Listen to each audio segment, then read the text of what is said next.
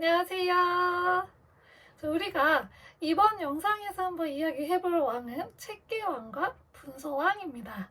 이 두 왕은 고이왕계를 이은 왕인데요. 채깨왕은 고이왕의 아들이라고 나오고 분서왕은 이 채깨왕의 맏아들이라고 나와요. 그래서 고이왕으로부터 이렇게 이어지는 고이왕계의 왕위를 이제 계승한 왕들이에요. 이 채깨왕하고 분서왕은 기록이 그렇게 많지가 않아요. 그래서 이번 영상 조금 짧게 한번 보도록 하겠습니다. 자, 먼저 채깨왕인데요. 채깨왕은 286년부터 298년까지 재위 기간을 가졌고 고이왕의 아들이라고 나와요. 그래서 이제 거기 기록에 뭐라고 나오냐면 몸집이 크고 뜻과 기품이 웅장하고 뛰어났다라고 나옵니다. 이 채깨왕은 즉위기사 말고 즉위 원년에 또 기사가 하나가 있어요. 이 고구려가 대방을 공격하니까 대방이 우리한테 도움을 요청했어요. 그러면서 뭐라고 이제 요청을 하냐, 장인과 사위의 나라이니까 우리 좀 도와달라라고 요청을 해요. 이걸로 봐서 이 채깨왕이 대방 군수의 딸과 결혼하지 않았을까라고 합니다. 이게 결혼을 했다라고 하는 기사가 정확히 나오진 않아요. 만약에 나왔으면 고이왕 때 이런 기사가 나왔어야 되는데 없었고, 이때 이제 장인과 사위의 나라라고만 나오기 때문에 아마 이때 대방태수의 딸과 그리고 채깨왕이 결혼을 하지 않았을까 이제 추정을 합니다. 그래서 도와달라고 해서 군사를 보내줘서 도와줬는데 고구려 입장에서는 대방만 공격을 했는데 백제의 군사까지 같이 온 거잖아요. 그러니까 대방하고만 싸운 게 아니고 백제하고도 싸운 거예요. 그래서 고구려가 원망하였다라고 하는 구절도 나와요. 이때부터 고구려하고 백제의 사이가 그렇게 좋지 않았다고 합니다. 이때 이제 고구려의 왕은 서천왕이라고 하고요. 그리고 이때 아차성과 사성을 수리하면서 대비하였다고 해요. 이 사성은 풍납토성으로 추정을 하고요. 이게 또 위에서 공격을 해올까봐 이제 미리 방어 차원에서 이 성들을 수리한 것으로 보입니다. 자, 그리고 즉위 2년에 동명왕 사당에 배할했다라고 하는 기사가 나와요. 그래서 자기가 위엄을 보이려고 정통성을 인정받기 위해서 동명사당에 배할하는 모습이 보이고요. 그리고 나서 그 다음 기사가 13년 기사인데요. 이 13년 기사가 채깨왕 기사의 마지막이에요. 이때 채깨왕이 죽거든요. 이 한나라하고 맥사람하고 연합을 해서 같이 쳐들어왔다고 해요. 그래서 이 왕이 여기 나가서 맞다가 전사했다고 기록이 되어집니다. 그래서 한나라는 낭랑을 얘기하는 것 같고요. 그리고 맥 사람들은 지금 현재 강원도 지역에 있었던 동해 세력으로 추정이 됩니다. 그래서 이 즉위 13년에 이 전투에 직접 나가서 적을 맞고 싸우다가 전사를 하였습니다. 근데 그 즉위 2년 기사에 동명사당에 배할을 했다고 했잖아요. 그리고 나서 기록이 하나도 없다가 이 13년에 죽은 기사만 나와요. 그래서 이 사이에 무슨 일이 있었는지, 채깨왕이 이 사이에 어떠한 뭐 정비를 했었는지 뭘 했는지는 전혀 알 수가 없다고 합니다. 그리고 나서 이제 분서왕이 채깨왕의 맏아들로서 왕위를 이어갑니다.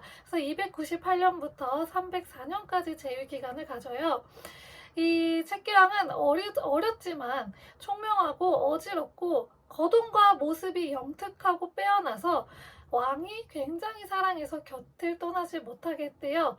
채깨왕이 이 분서왕을 굉장히 예뻐했던 것으로 보여요. 그래서 채깨왕이 이제 세상을 떠나고 나서 이 분서왕이 다음에 왕위를 잇게 됩니다.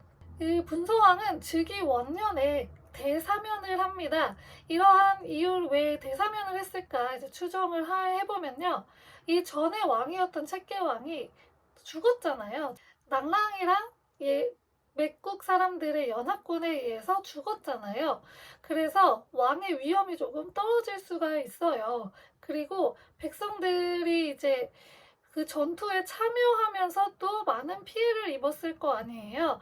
그래서 이 백성들이 많은 피해를 봤기 때문에 이것을 민심을 좀 달래주기 위해서 대사면을 하지 않았을까 이렇게 추정을 합니다.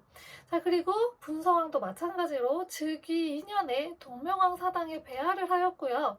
그리고 즉위 7년에 낙랑의 서뚝현을 습격을 했다고 해요.